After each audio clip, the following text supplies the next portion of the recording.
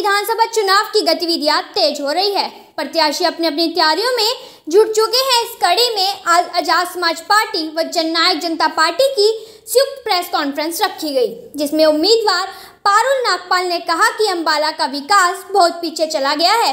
पहले 10 साल कांग्रेस ने और अब 10 साल भारतीय जनता पार्टी ने अंबाला में विकास के नाम पर भ्रष्टाचार ही किया है। शिक्षा, स्वास्थ्य और रोजगार के नाम पर लोगों के साथ धोखा किया है। बेटी बचाओ बेटी पढ़ाओ के नाम पर सिर्फ नारे दिए गए हैं, धरातल पर कोई काम नहीं किया है। अंबाला के कई गांव में बेटियों को आज भी 8 किलोमीटर तक पैदल चलकर स्कूल में जाना पड़ता है।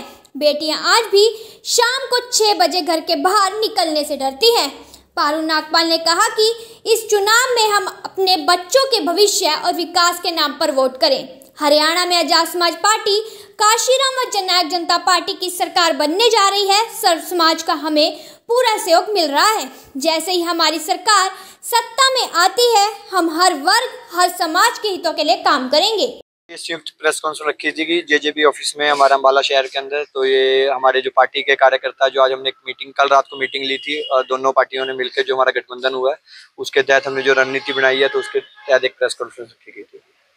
ये देखो, अंबाला का जो सबसे बड़ा मुद्दा है हमारे यहाँ पर एजुकेशन, वो पूरे हरियाणा का ही मुद्दा, बट जो हमारे मध्यम वर्ग के लोग हैं और हमारे मोस्टली हर वर्ग के ही लोग हैं जिनसे एजुकेशन ली जा चुकी है। सरकार ने एजुकेशन वापस ले लिया, जो उनका एक बेसिक राइट है, और एक हेल्थ जो उनका बेसिक राइट है। हमारा जो इस बार इलेक्शन के अंदर जो हमारा संकल्प रहेगा वो हमारे अंबाला के बच्चों को एजुकेशन के लिए रहेगा, क्योंकि प्राइवेटाइजेशन के टाइम में लोगों ने, जो सरकार ने अपनी नीतियां बना के 134 से हो, चाहे वो चिराग योजना हो, उसके तहत लोगों ने जो एक सरकार ने रणनीति बना के बच्चों से एक एजुकेशन खोजने का जो एक वो किया था, षड्यंत्र रचा था, उसके लिए हम बच्चों की लड़ाई लड़ेंगे। जो हमारे सरकारी स्कूलों में और गाँव में जो बच्चे हैं, अंबाला शहर के अंदर जो बच्चे हैं जिनको एजुकेशन नहीं मिल रही है, उनके लिए लड़ाई लड़ेंगे। जी, ये तो किस तरह से आप आगे देखो, जल भराव हुआ क्यों, पहले तो हमें उसका क्षेत्रफल के लिए हमारा जो अंबाला है उसको उसकी जो एक जियोग्राफिकल एरिया उसको समझना चाहिए। उसके तहत पहले यहाँ पर आज आप कहते हैं 20 मिलीमीटर में बारिश में हमारा अंबाला शहर डूब जाता है। उसका एक रीजन है, क्योंकि हमने जब डेवलपमेंट की तो हमने तालाबों को छोड़ दिया और डेवलपमेंट करते रहे, बट हमें एक हमारा जो एक पुराना एक जो संस्कृति है हमारी रेन हार्वेस्टिंग वेल, हम उसको कहीं भूल गए। वो सरकार भूल गई या नहीं चाहती थी उसको बनाना, बट वो रेन हार्वेस्टिंग वेल अगर अलग अलग जगहों पे रेन हार्वेस्टिंग वेल बनेंगे, उससे वो सारे जो पानी का हमारे अंबाला का मुद्दा जो एक्सेसिव पानी है वो उसमें जाएगा और उसके अंदर वो पानी को हम दोबारा यूज कर सकते हैं। एनवायरमेंटली जो हमारा पानी है, एक तो उसका पानी का लेवल ऊपर होएगा, वो किसानों के लिए, हमारे लिए, जो आज हम लोग बोलते हैं हमें घरों में बड़ी बड़ी मोटरें लगा के हम पानी को लेके आना पड़ रहा है, घरों के बाहर बोर करवाने हैं, तो वो चीज से भी हम निजात मिलेगी। जो एक रेन हार्वेस्टिंग वेल है, जो हमारा पानी को इस निकासी का भी मुद्दा है और जो हमारे पानी को बचाने के लिए भी मुद्दा है। सर, जेजेपी जो है सरकार का हिस्सा रही है जी, लोगों ने जेजेपी को वोट पाई थी बीजेपी के खिलाफ जी, लेकिन जेजेपी बीजेपी के साथ में जी, किस तरह से देखते हैं जी। इस बार लोगों ने यही, अभी मेरी लोगों से यही अपील है, लोगों को यही हम बोल रहे हैं, सिर्फ आपने वोट डालनी है, आपने सबको वोट डाल के देख लिया। आपने इस बार वोट डालनी है अपने बच्चों के लिए, अपने घर के लिए, क्योंकि जिसको भी आपने वोट डाली, आपने बीजेपी को वोट डाली, आपने कांग्रेस को 10 साल दिए, आपने दोनों को 10 साल देके देखिए, जिसको भी आपने वोट डाली वो आज अपने बच्चों के लिए काम कर रहे हैं, अपने बच्चों के भविष्य के लिए काम कर रहे हैं। चाहे हुड्डा है, आज हुड्डा किसके लिए काम कर रहा है? अपने लड़के को सीएम बनाने के लिए काम कर रहा है। हमारे अंबाला के और हरियाणा के युवा, उसके लिए कौन काम कर रहा है? एक सरकार द्वारा योजना चलाएगी बिना पर्ची बिना खर्ची की नौकरी, तो नौकरी मिली कहाँ है? आज शिक्षा के अंदर 5वीं क्लास के स्कूल में 80 बच्चों के अंदर एक टीचर पढ़ा रहा है, वो कैसे पॉसिबल है? एक टीचर 5वीं क्लास के अंदर पढ़ा रहा है, तो शिक्षा भर्ती नहीं हो रही, हर किसी चीज की भर्ती नहीं हो रही, तो वो हमारे युवाओं का हक हमारे से लिया जा रहा है। हमारे यहाँ युवाओं को इजराइल भेजा जा रहा है। जी, तो ये तो जनता ने हमारी इस बार जो हमारी यही जनता से अपील है, अगर पूरा हमारे को समर्थन देगी जनता और जनता हमारे को पूरी, हमारी खुद की सरकार बनेगी, तो हम किसी को गठबंधन क्यों देंगे?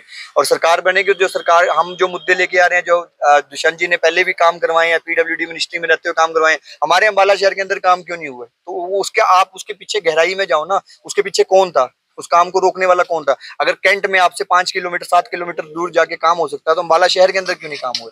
तो यही सबसे बड़ा एक वो है। आप हमेशा अंबाला के लोगों को मेरी यही अपील है, आप पार्टी धर्म विशेष को देख के वोट ना डालें, आप अपने बच्चों को देख के वोट डालें, आप लीडर का विजन देख के। आज हम अपने घर में अपने पिताजी को या हमारे दादाजी को हम बिजनेस संभालते हैं, क्योंकि उनके पास विजन होता है, हम घर का उनको मुखिया बनाते हैं, और हम अपने शहर की जिम्मेवारी ऐसे दे देते हैं जिसका कोई विजन ही नहीं है, क्यों हम बोलते हैं भी वो फलानी पार्टी का, उसको वोट डालेंगे। या फलानी पार्टी का हम उसको वोट डालेंगे।